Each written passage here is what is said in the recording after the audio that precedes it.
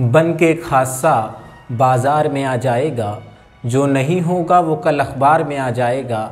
और चोर उचक्कों की करो कद्र मालूम नहीं, कौन कब किस सरकार में आ जाएगा। नमस्कार, आदाब, मैं आज़मी स्वागत करता हूं आप सभी दर्शकों का। इस वक्त जो हालात देश के चल रहे हैं, शायद इसी हालात को मद्देनज़र देखते हुए डॉक्टर राहत इंदौरी साहब ने इस शेर को लिखा था। आपको बता दें, देश के जो अभी हालात चल रहे हैं उससे आप सब वाकिफ़ होंगे, ज़्यादा कुछ आप सबको बताना नहीं होगा। आज 72 से 73 रोज़ हो चुके हैं लगभग, जो किसानों का एक बड़ा आंदोलन चल रहा है। यहाँ पर किसान आंदोलन कर रहा है कृषि कानूनों को लेकर के, जो सरकार पारित करना चाह रही है। किसानों का कहना है कि यह कानून हमारे लिए पूरी तरीके से काले कानून के बराबर है। किसानों ने इस कानून को काले कानून का दर्जा भी दे दिया है। लेकिन ये अलग बात है कि किसानों को तोड़ने का सरकार का पूरा प्रयास है, चाहे वो टुकड़े टुकड़े गैंग करके हो या उनको अलगाववादी से जोड़ना, उनको आतंकवादी से जोड़ना।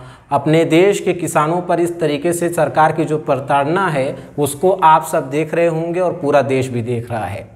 और इसी के बीच आप टेलीविज़न जब खोलते होंगे, अपने टीवी चैनलों पर देखते होंगे, जो नेशनल चैनल है, जो मीडिया है, वो किस कदर जो है सरकार की पिट्ठू हो चुकी है, ये भी आप लोग समझ ही रहे होंगे। लेकिन लगातार किसानों को अलगाववादियों से तुलना करना, हमारे देश के किसानों से की तुलना अफ़गानिस्तानियों से करना, तो यानी कहीं ना कहीं आप समझ सकते हैं कि जो देश का चौथा स्तंभ यानी कि मीडिया है, वो भी कहीं ना कहीं सरकार की पिट्ठू बन चुकी है। तो ऐसे हालात में ज़रूरी होता है कि हम और आप मुत्तहिद हो जाएं और आवाज़ बेबाक करें।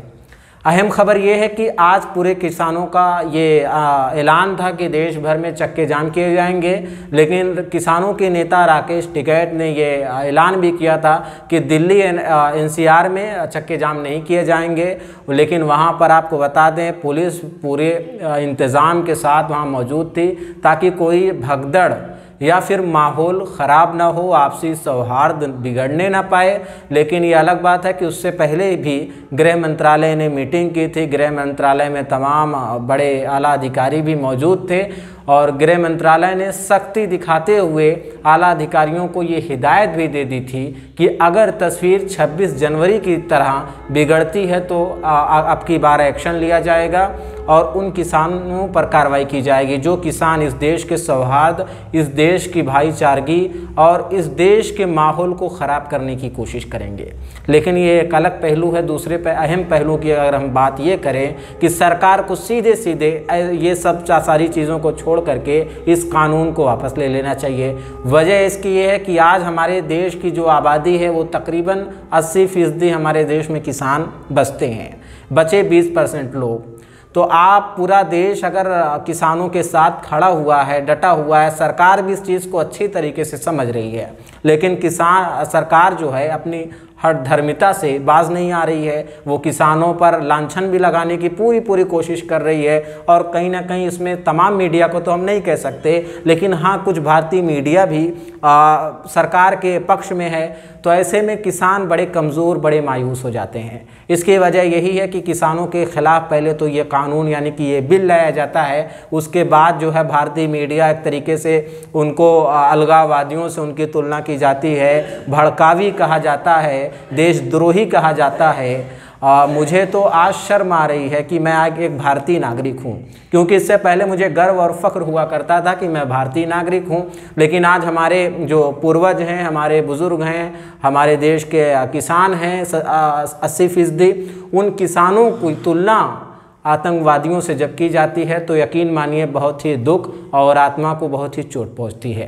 यकीनन आप भी भारतीय होंगे, आपको भी दुख हो रहा होगा इस सारे वातावरण को देखकर, इस सारे माहौल को देखकर। लेकिन दुखद यही है कि अभी तक सरकार टस से मस नहीं हो रही है और इस काले कानून को वापस लेने का कोई सरकार का इरादा नहीं है। लेकिन किसानों का भी रवैया कहीं ना कहीं बदल रहा है और किसान ने ये ठान लिए हैं, किसानों ने ये तय कर लिया है कि चाहे अब जो भी हो जाए, नैया पार करके ही हम मानेंगे। यानी कि किसान पूरी तरीके से सरकार को बैक फुट पे लाने की पूरी कोशिश कर रहे हैं। लेकिन अब इसमें देखना होगा कि किसानों का संघर्ष काम आता है या सरकार की हठधर्मिता।